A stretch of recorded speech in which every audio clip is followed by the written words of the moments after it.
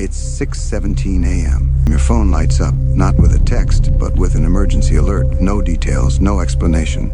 Just 4 words, this is not a drill. Outside, planes are already in the sky. Highways are frozen. And somewhere far away, something just exploded. In the next 72 hours, schools will close, stores will empty, the internet will go dark, and families across America will face a question they were never prepared to answer. Do we run, or do we stay? This is not a movie. This is not politics. This is exactly what the first 72 hours of World War III would look like for American families. And once you hear what happens next, you'll never look at an emergency alert the same way again. The first hour doesn't feel like war. It feels like confusion. Phones vibrate everywhere at once. Emergency alerts repeat the same message over and over again. No instructions, no reassurance, just warnings. People refresh the news nonstop, but anchors don't have answers either. Their voices shake. Words are chosen carefully, too carefully. Within minutes, rumors spread faster than facts.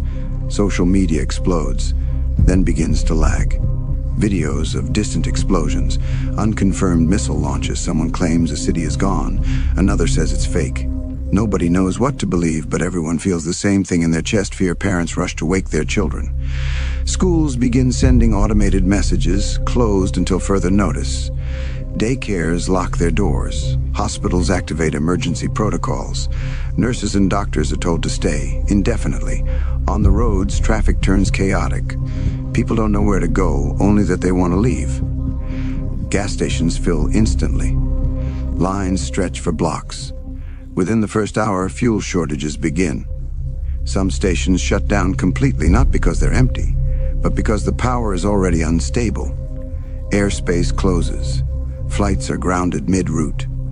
Families waiting at airports watch departure boards go blank. Somewhere above the country, military aircraft replace commercial planes. The sound is unmistakable, louder, faster, deliberate. And then the most dangerous moment arrives. People realize help may not come. There is no evacuation plan for everyone. No safe city. No clear enemy you can see. Just a growing understanding that whatever is happening, it's bigger than anything America has faced before. Inside homes, families make impossible choices. Do we grab food? Do we pull cash from the bank? Do we call relatives or save the battery? Children ask questions adults can't answer. Parents lie for comfort even when they don't believe their own words. And as the first hour ends, one truth becomes clear. This isn't a crisis that will pass by morning. This is the beginning of a new reality, one where every decision matters, and the next 71 hours will decide who stays together and who doesn't. 6 hours in, America is no longer confused. It's awake. The news finally stops speculating. Government officials appear on screen, faces tight, voices controlled. They don't say World War III. They don't have to. The language changes. Words like retaliation, national defense, and ongoing situation replace reassurance. People hear what isn't being said. Banks begin limiting withdrawals. ATMs run dry in major cities. Credit card systems lag, then fail. For the first time, Americans are forced to confront a reality they haven't faced in generations. Money only works if the system works. Grocery stores are stripped bare, not slowly, instantly. Shelves empty in minutes. Fights break out over bottled water and baby formula. Store managers lock doors early. Security guards quit. No one is paid enough for this. Gasoline becomes more valuable than cash. By hour 6, most gas stations are either empty or closed. Highways clog completely. Cars run out of fuel while still stuck in traffic. Families abandon vehicles and walk, carrying whatever they could grab. Suburbs turn into parking lots. Cities turn into traps. Phones start dying. Cell towers are overloaded. Texts stop sending. Calls drop mid-sentence. Families separated that morning may never reconnect. Parents keep calling their kids' phones, listening to voicemail, hoping for a miracle. The psychological shift is brutal. People stop asking, is this real? They start asking, how do we survive? Inside homes, Americans begin fortifying spaces without realizing it. Curtains close, doors lock, furniture moves, bathtubs are filled with water. Flashlights are tested, guns are loaded. Not out of aggression, but fear.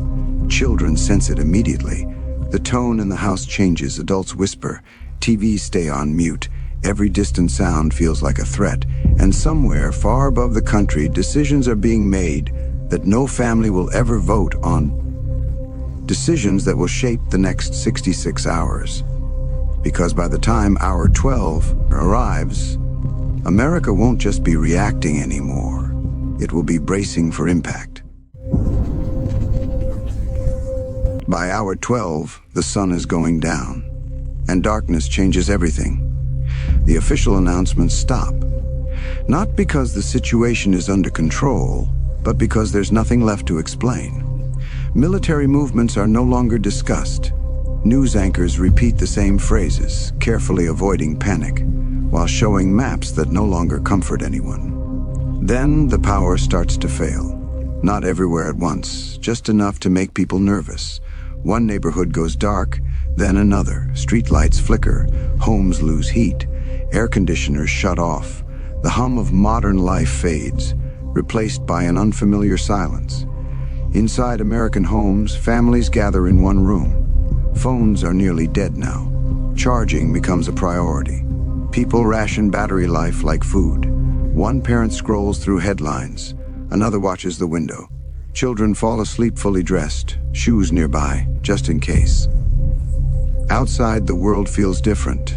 Sirens echo in the distance, but no one knows why. Helicopters pass overhead, sometimes jets, sometimes nothing at all. Every sound feels closer at night. Every shadow looks like danger. Fear stops being abstract. Parents begin to think about things they never had to before.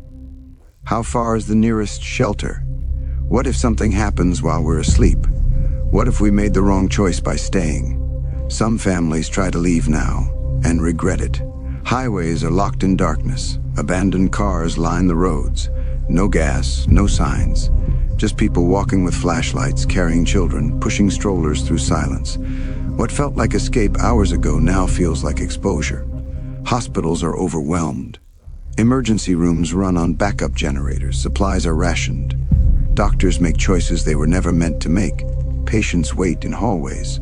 Some don't get treated at all, not because no one cares, but because there's no time. Emotionally, something breaks.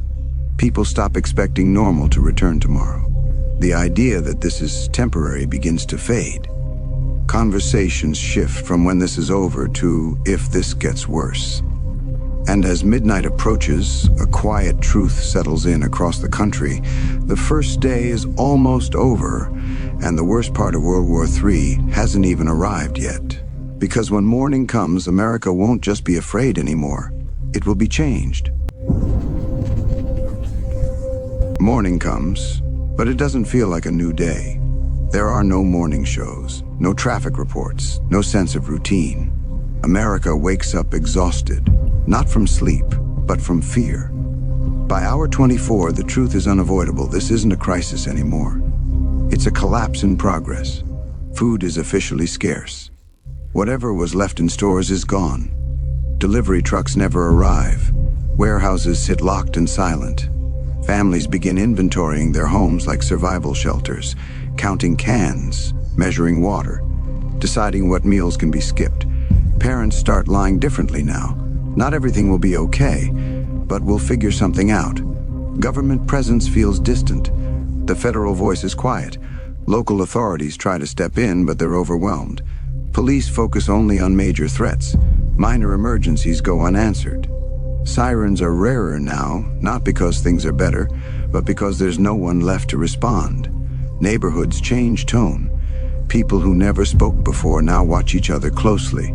Some cooperate, sharing supplies and information. Others lock down completely. Doors are barricaded, windows covered. Trust becomes selective. Gunshots are heard in some areas. Not constant, not everywhere, but enough to change behavior. Families keep children inside. Curtains stay closed even during the day. Silence becomes a form of protection. Communication is almost gone. Cell service works in short bursts. Internet access is unreliable. People send messages that may never be delivered. Final words are typed, unsent, rewritten, deleted. Across the country, the same thought appears in millions of homes if help hasn't come by now. It isn't coming. Emotionally, day 2 is worse than day 1. Shock has worn off. Adrenaline fades. Reality settles in. People grieve quietly, not just for lives lost, but for the world they recognize is already gone. And as hour 24 passes, families realize something terrifying. Survival is no longer about preparing. It's about enduring. Because the next 48 hours won't test comfort. They'll test morality.